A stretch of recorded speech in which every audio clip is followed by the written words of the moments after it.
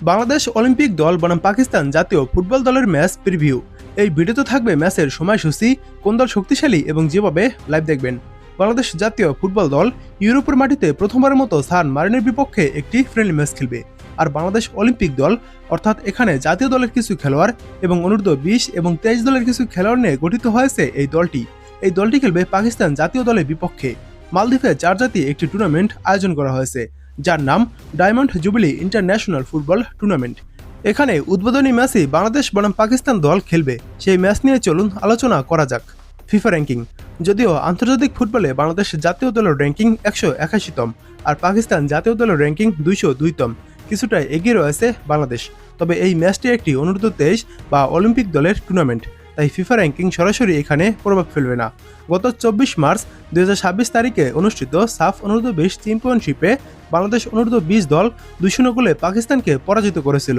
যুব পর্যায়ের ফুটবলে বাংলাদেশের সাম্প্রতিক পারফরম্যান্স পাকিস্তানের তুলনায় বেশ ধারাবাহিক ও আশাব্যঞ্জক।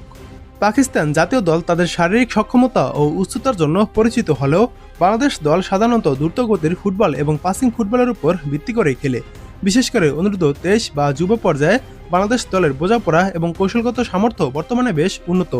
সাম্প্রতিক মুখোমুখি লড়াইয়ের পরিসংখ্যান এবং যুব পর্যায়ের টুর্নামেন্টগুলোতে বাংলাদেশের ধারাবাহিকতার বিবেচনায় বাংলাদেশ কিছুটা সুবিধাজনক অবস্থানে আছে বলে মনে করা হচ্ছে। বাংলাদেশের তরুণ ফুটবলারদের সাম্প্রতিক আত্মবিশ্বাস তাদের কিছুটা এগিয়ে রাখছে। তবে পাকিস্তানের এই দলে 13 জন প্রবাসী খেলোয়াড় নিয়ে তারা স্কোয়াড সাজিয়েছে।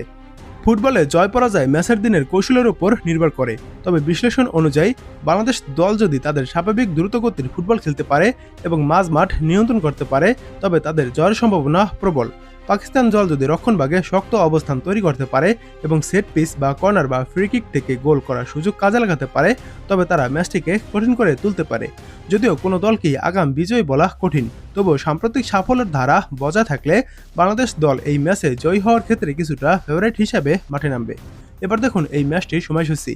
আগামীকাল 1 জুন বাংলাদেশ বনাম পাকিস্তান মাঠে নামবে। বিকেল 5টায় ম্যাচটি শুরু হবে। এবার দেখুন এই ম্যাচটা আপনারা যেভাবে লাইভ দেখবেন। এখন পর্যন্ত এই ম্যাচের লাইভ আপডেট এখনও আসেনি, অর্থাৎ মালদ্বীপ ফুটবল ফেডারেশন বা বাংলাদেশ ফুটবল ফেডারেশন থেকে প্রকাশ করা হয়নি।